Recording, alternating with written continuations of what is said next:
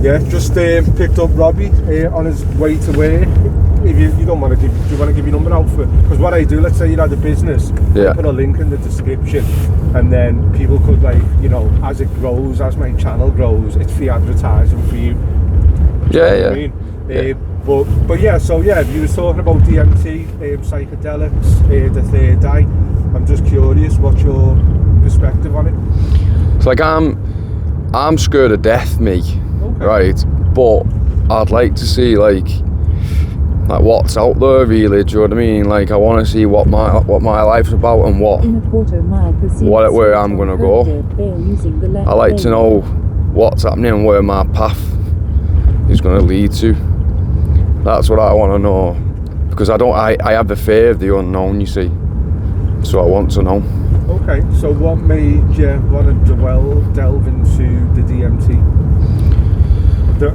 Just hearing people's experience and like how it's woke them up, and like I seen one where there was a lad, he had a heart problem, and he took DMT, and I think he said something along the lines of, it was like a massive tree and this vine reached out to him, and he said he was stuck to this vine. He said, and he had this trip, and his missus, he was laying in bed with his missus, and she put her head on his chest, and she said, "You've not got that heart murmur no more. He's had it since he was a kid." Okay. He said, and since that, he said he's never had an issue with it. He went to the hospital and he said, no, like it's not there no more. Well, that's an interesting story. Like, disclaimer as well, I would like to say that, you know, because you've got to be careful with any form of psychedelic, especially if you've got history of mental health and stuff like that. So even though it's growing and there's a lot of like PTSD and treatments to do with psychedelics, that being said, you've got to be careful with people, because it can do the opposite. Yeah. And it can, you know, as we were talking about ketamine before, and other substances, even cocaine, even cannabis, it can send people's mental health and be more detrimental and even suicidal. Yeah. So I think it's a grey area that we've got to be careful with. But like what you said, there's a lot of interesting positive stories, and like Joe Rogan talks a lot about it. Yeah, he says it's like having a meeting with God. So yeah, I'd just like to add that disclaimer for people to be careful and do their own due diligence. But I find it a fascinating subject.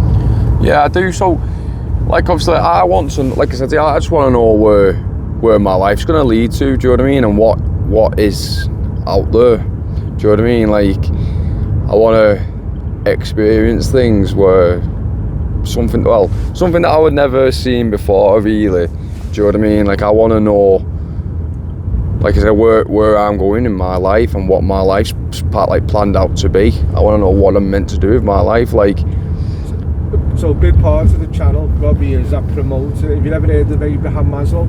No. What he taught, the famous psychologist, he talks about self-actualisation and us reaching a point of fulfilment in our lives, yeah? What's associated with his work is a pyramid, and what he says is for people to reach the pinnacle, they've got to fulfil basic needs: food, shelter, security, love, relationships, etc. And for example, if you've got to put a roof over your head or food on the table, you can't think about your passions, can you? No, you're right there. A question I ask a lot of people is, let's just say Robbie won the lottery. You might have, we don't know. Fucking wish. But the reason I'm framing it like that, because if you did and money was, most people do jobs to pay the bills, but if money weren't an issue for you, what's your spark? I call it that divine spark we've all got. What's yours? What gives you that true fulfillment? Are you passionate about specific things? I'm a giver, me. Okay. So I get a lot of joy out of helping people, me. What aspect? I help a lot of homeless people. Okay. And I just like to bring happiness to people if I can and when I can. Okay. Religious? I believe in God, yeah, in Jesus, yeah. Power. Okay. But that makes me feel better too. Do you know what I mean? Like I'll go above and beyond for people, and I believe obviously one day someone will do that for me too. But you know, I don't feel like there's anyone below me or over me. I feel we're all equal. Totally, 100%. So, you know, me walking past someone who's got like a little bit less fortunate than me, I don't mind spending 10-20 minutes of my time getting to know someone instead of judging somebody why they are homeless. And obviously, if I've got enough money in my pocket to give somebody something that they ain't got, then I don't see why I can't. Okay. So if you'd had that money, so you said what would you do? Would you set up a charity, a homeless centre? What would you do? Yeah, I would. Would you still do joinery? I'd still like to work, yeah, because I've got ADHD and bipolar. Okay. So for me, being productive helps me a lot. But what I would do is, obviously, I'd still work and I'd set up a business again, doing joinery. And then from that, I would then build probably properties for the homeless, so like free dental care and so on and so forth, just to try and get as much people off the streets as you can. Do you know what I mean? Especially families as well who have kids, because like I said, I've got a little girl. So, you know, this time of the year as well, being Christmas time, the last thing you'd want is to see a family like that on the streets as well, do you know what I mean? So if I have the money, I'll do what I can with it, and I'd invest it properly, to be honest. Okay, no, I love the vision and the passion, and obviously the spark to just help people, and I'm sure that'll come to fruition one day. See, for example, being a joiner, is it investing in property something that you're interested in down the line? For me, obviously, it'd be like flipping houses, really. Okay. Do you know what I mean? So I'd like to do that.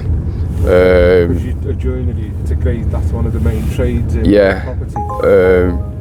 I started off as a restoration joiner at first. Okay. Working in heritage buildings and stuff like that. Okay. That's very niche. Yeah.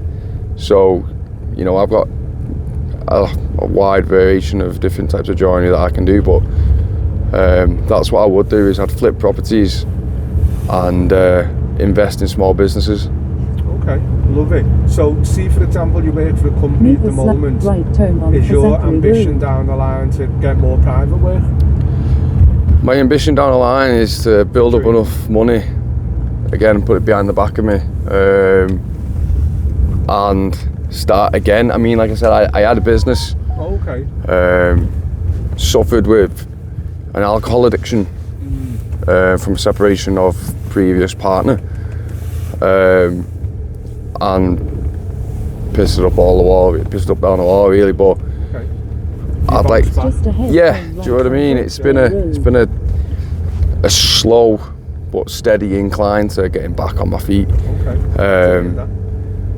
And it's just been something that I've wanted to do for a while. Again, to be fair, it's just been trying to get myself sorted and got my mental health sorted as well, really. But that's what I would like to do again, do you know what I mean? Because last time I did, I mean, I've had a business twice. The first one failed, the second one did very well, and then obviously a couple of things cropped up. But after that, I think obviously you learn from your mistakes, and then you know what to bring next time that you didn't in the other one, do you know what I mean? I could write a book on the lessons I've learned from businesses, but no, totally. Are you familiar with Samuel Leeds? No. Yeah, from Leeds, property guy. But tell everyone about him, just for free education on his YouTube channel, because obviously at some point you'll be investing in property, and he's got a wealth of information. He's got like the gift of the gab and the banter and stuff like that. But yeah, if you ever get a chance, just check him out. You'll be familiar with him when you see him. But he's got this thing called Winners Wednesdays, and he's got people from 16-year-olds to like 60-odd-year-olds who have success stories from doing these particular property ventures, whether it's HMO, whether it's flips, whether it's buying land, whether it's deal sourcing, etc, etc. But because it's Winners Wednesday, it's people like us. It's inspiring, more importantly, educational. You don't have to buy his courses if you don't want to. If you just go to his YouTube and you see all the content, I just think it's good to have in your resource, as well as other people from your research as well. Yeah, no, definitely. But yeah, Robbie, no, appreciate that. Anything you want to say before I bring it to the close, and I'll just show you the channel so you can check it out in a few days when I upload. Yeah, it's Merry Christmas, and don't judge a book by its cover. Definitely, yeah. Thanks for that. No worries, mate.